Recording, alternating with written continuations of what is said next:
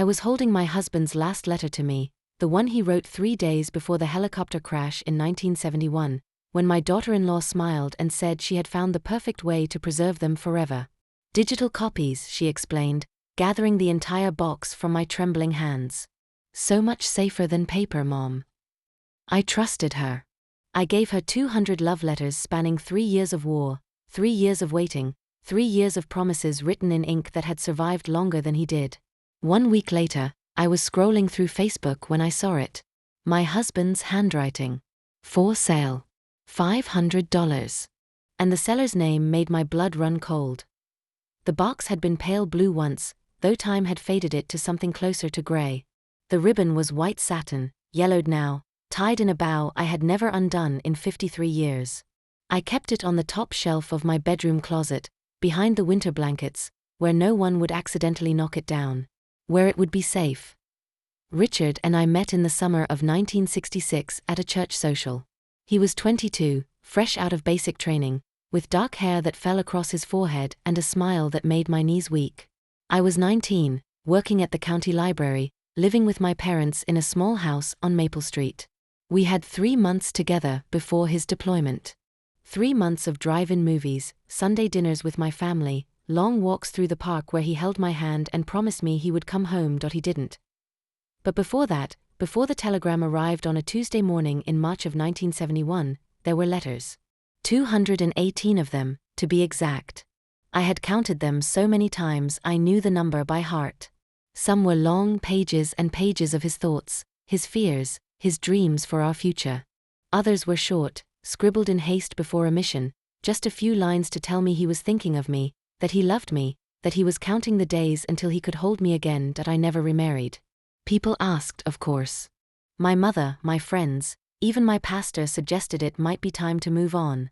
But how do you move on from someone who gave you everything and asked for nothing in return except that you wait for him?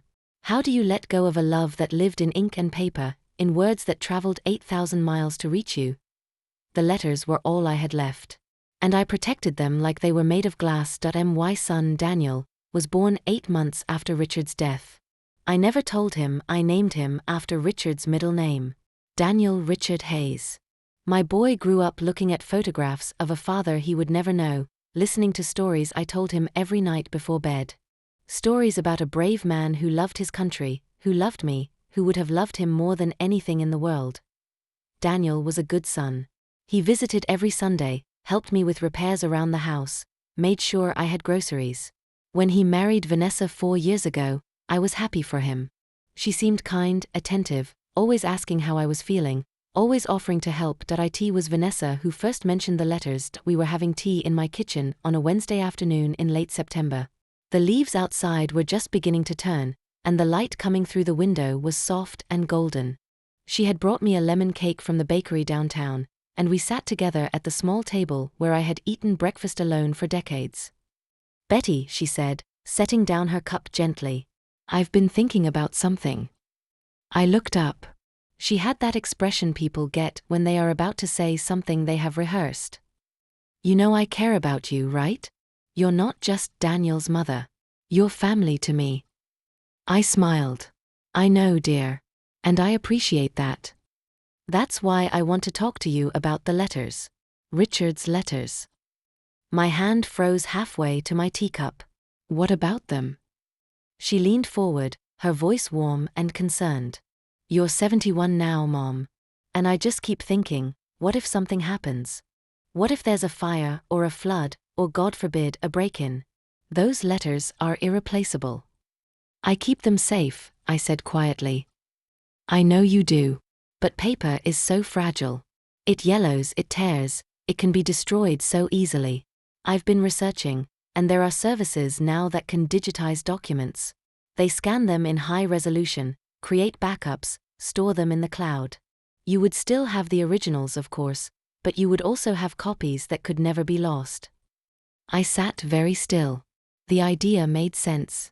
It was logical, practical. But the thought of anyone else touching those letters, of them leaving my home, made something twist in my chest. "I don't know," I said. Vanessa reached across the table and took my hand. "I understand. I really do. But I just keep thinking, what if something happens to you? What if your memory starts to go and you forget where you put them? I've seen it happen, Mom. My own grandmother forgot where she kept her valuables. We found her wedding ring in a flour canister. The words stung more than I wanted to admit. I had noticed small things lately. Forgetting why I walked into a room. Misplacing my reading glasses. Normal things for someone my age, but still. The fear was there, quiet and persistent. What would I need to do? I asked. Her face brightened. Nothing at all. I can take care of everything. I know a company that does this kind of work. They're very professional, very careful. I'll bring the letters to them, supervise the entire process, and have them back to you within a week. You won't have to lift a finger. I hesitated. My instinct told me to say no, to thank her for the concern and change the subject. But another part of me, the part that was tired and frightened of losing the one thing I had left of Richard, wanted to believe her. You promise they'll be safe? I asked. I promise, she said, squeezing my hand. I'll guard them with my life. That Friday, I brought the box down from the closet. My hands shook as I untied the ribbon, as I lifted the lid and saw Richard's handwriting staring back at me. The first letter, dated June 12, 1968. My dearest Betty, I hope this letter finds you well. I think of you every moment of every day that I couldn't read any further. The tears came too fast. Vanessa arrived at 2 o'clock in the afternoon. She was dressed nicely, as if this were an important occasion. She hugged me at the door and took the box from my hands with a gentleness that reassured me. I'll take such good care of these, she said. I know how much they mean to you. I watched from the porch as she placed the box in the back seat of her car, securing it with a seatbelt as if it were a child. She waved as she drove away, and I waved back, my heart heavy with a feeling I couldn't quite name. The days that followed were strange. I kept looking at the empty shelf in my closet, at the space where the box had been. I told myself it was only temporary, that Vanessa would bring them back soon, that everything would be fine. On Thursday afternoon, exactly 6 days after I had given her the letters, I was sitting in my living room with my laptop. My neighbor's granddaughter had taught me how to use Facebook a few months earlier, and I had started checking it once or twice a week, looking at pictures of Daniel and Vanessa, of my friend Margaret's new garden. I scrolled slowly, not really paying attention, when something stopped me cold. It was a sponsored post. An advertisement. The image showed a stack of old letters tied with string, and the headline read, Authentic Vietnam War Love Letters Complete Collection, starting bid $500. My heart began to pound. I clicked on the image. It took me to an eBay listing. And there, in the first photograph, clear as day, was Richard's handwriting. My dearest Betty, I hope this letter finds you well. I couldn't breathe. I scrolled down, my hands shaking so badly I could barely control the mouse. There were more pictures. Close-ups of different letters. The date stamps. The military postmarks. The edges of the pages, yellowed and fragile. And then I saw it. The seller's profile picture. Vanessa. Her name was right there. Vanessa Collectibles. Member since 2019. Seller rating 4.8 stars. 143 items sold. I sat frozen in my chair, staring at the screen. This couldn't be real. It had to be a mistake. But the evidence was right in front of me, undeniable and cruel. I scrolled through the listing again, reading every word.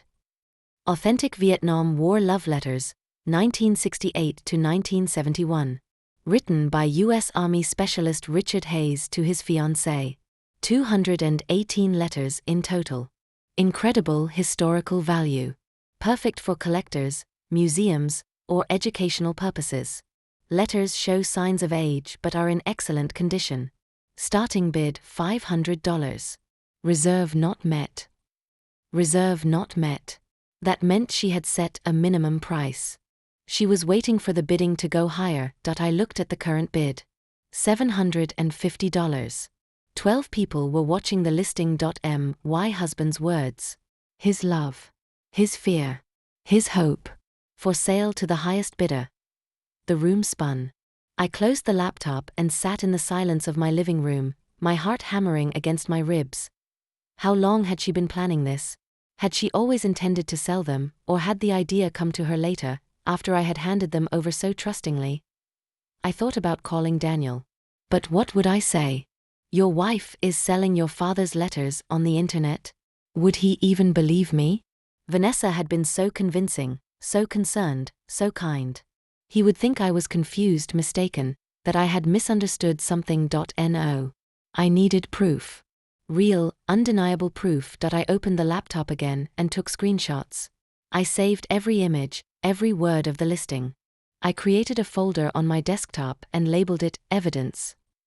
Then I picked up the phone and called the one person I knew would believe me without question. Margaret Sullivan had been my best friend for 40 years. We met at the library where we both worked, and we had been inseparable ever since. She was 73, sharp as a tack, and had a spine made of steel. Margaret, I said when she answered. I need your help. She was at my house within 20 minutes. I showed her everything. The listing. The photographs. Vanessa's profile. Margaret's face went through a series of expressions: shock, disgust, fury, and finally, cold determination. That little thief, she said quietly. That calculating, heartless little thief. What do I do? I asked. My voice was shaking. Margaret looked at me, her eyes fierce. You fight back. We spent the next hour formulating a plan. Margaret was methodical, logical, brilliant. She had always been the one with the plans, and I had always been the one who followed. First, we documented everything. Margaret helped me download and save every image from the listing. She took photos of the original box, still sitting on my shelf, to prove ownership. She even found an old photograph of Richard and me from 1968, where you could see one of the letters in the background on our kitchen table. Then she called her nephew, a lawyer who specialized in estate and property law. His name was Thomas Brennan, and he arrived at my house at 7:30 that evening. He was in his early 40s, with kind eyes and a calm demeanor that immediately put me at ease. I told him everything. He listened without interrupting, taking notes on a yellow legal pad. When I finished, he leaned back in his chair and folded his hands. Mrs. Hayes, this is a clear case of theft and fraud. Those letters belong to you. She had no legal right to sell them, and the fact that she misrepresented her intentions when she took them makes it even worse. What can we do? Margaret asked. Thomas tapped his pen against the notepad. First, we contact eBay and report the listing. We provide proof of ownership and request an immediate takedown. They're usually very responsive in cases like this. Second, we send a cease and desist letter to Vanessa, informing her that she has committed theft and demanding the immediate return of the letters. Third, if she refuses, we file a police report and pursue criminal charges. I felt something shift inside me. For the first time since I had seen that listing, I didn't feel helpless. Let's do it, I said. Thomas worked quickly. By 9 o'clock that night, he had drafted and sent the eBay report, complete with all of our documentation. He assured me they would respond within 24 hours. The cease and desist letter was next. He read it aloud to me before sending it. To Vanessa Hayes, you are hereby notified that you are in unlawful possession of property belonging to Mrs. Elizabeth Hayes. The items in question are 218 personal letters written by the late Richard Hayes between 1968 and 1971. These items were entrusted to you under false pretenses and are being sold without the owner's knowledge or consent. You are required to immediately cease all sales activity, remove all online listings, and return the letters to Mrs. Hayes within 48 hours. Failure to comply will result in criminal charges being filed for theft, fraud, and elder abuse. Elder abuse. The words made me flinch, but Thomas was right. That's exactly what this was. He sent the letter via email and certified mail. There would be no way for her to claim she never received it. Now we wait, he said. I didn't sleep that night. I sat in my living room, staring at the clock, wondering what Vanessa would do when she saw the letter. Would she be angry? Scared? Would she try to deny everything? At 8:15 the next morning, my phone rang. It was Daniel. Mom, what's going on? His voice was tight, confused. Vanessa just got some kind of legal letter. She's in tears. She says you're accusing her of stealing. I took a deep breath. Daniel, I need you to listen to me. I told him everything. The conversation in my kitchen. The promise to digitize the letters. The eBay listing. The screenshots. The evidence. There was a long silence on the other end. Mom, he said finally. Are you sure? I mean, maybe it's a misunderstanding. Maybe someone hacked her account or used her pictures or… Daniel, I interrupted gently. I have screenshots. I have her seller profile. I have photographs of your father's letters being sold for $750. This is not a misunderstanding. Another silence. Longer this time. I need to see the proof, he said quietly. Come over, I said. Bring Vanessa if she'll come. I'll show you everything. He arrived alone at 10:30.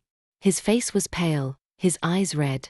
He looked like he hadn't slept either. I showed him everything. The listing. The screenshots. The photographs.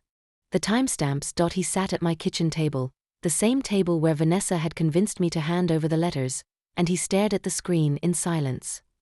I trusted her, I said softly. I gave her the most precious thing I owned because she made me believe she cared. Daniel's jaw clenched. Where is she now? I don't know. She won't answer my calls. He pulled out his phone and dialed. I heard it ring 4 times before going to voicemail. Vanessa, it's me. I'm at my mother's house. I've seen everything. Call me back. Now.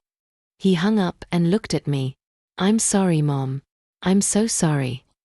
You didn't know, I said. I should have known. I should have paid more attention.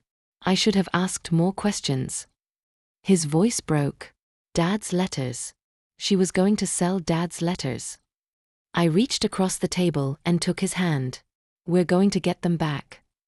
At 2:30 that afternoon, eBay sent a response. The listing had been removed. The account had been flagged. Vanessa had been contacted and informed that the sale was in violation of their policies. But the letters were still missing. Thomas advised us to file a police report. We went to the station together, Daniel and I, and gave our statements to a detective named Paula Marsh. She was in her 50s, with short grey hair and a no-nonsense attitude. This happens more often than you'd think, she said, typing our information into her computer. Family members taking valuables under false pretenses. Usually it's jewelry or antiques, but documents, letters, photographs, those have value too. Sentimental and monetary. Can you get them back? Daniel asked. We'll do our best, she said. I'll contact Mrs. Vanessa Hayes today and inform her that a report has been filed. That usually motivates people to cooperate. She was right. At 6 o'clock that evening, Vanessa called Daniel. I was sitting in my living room when he answered.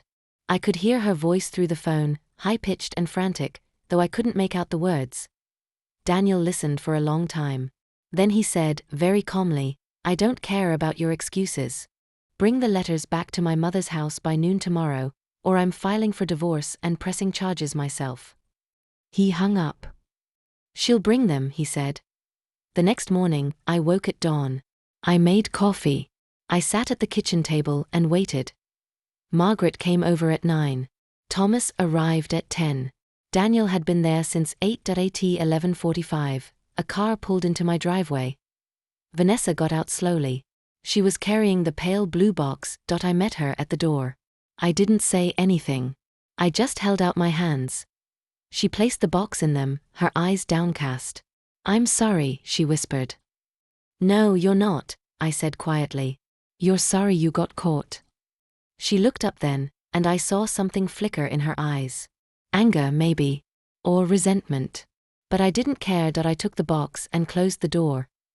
Inside, I carried it to the kitchen table and set it down carefully. My hands were shaking. Daniel stood beside me, his hand on my shoulder. I untied the ribbon. I lifted the lid. They were all there. Every single one. I counted them twice to be sure. 218 letters. I picked up the first one, the one dated June 12, 1968, and held it to my chest. Welcome home, I whispered. Daniel filed for divorce 3 days later. Vanessa didn't contest it. She moved out of their house within a week. Detective Marsh called to inform me that while Vanessa wouldn't face criminal charges, she had been placed on a registry for elder fraud attempts. If she ever tried something like this again, the consequences would be severe. I didn't care about punishment. I had what I wanted. The letters were home. That night, I sat in my bedroom with the box open beside me. I took out one letter at a time and read them, slowly, carefully, the way I used to read them when they first arrived, when Richard was still alive, when I still believed he would come home to me. And in a way he had. Because his words were still here. His love was still here. And no one, could ever take that from me again. If this story stayed with you, maybe it's because you know the value of things that can't be replaced. Maybe you've held onto letters, photographs, memories that mean more than money ever could. Maybe you've learned, like I did, that trust is a gift we give carefully, and that some things are worth fighting for, no matter how old we are, no matter how tired we feel. You are not too old to stand up. You are not too frail to fight back. And your memories, your love, your history, they belong to you. Always.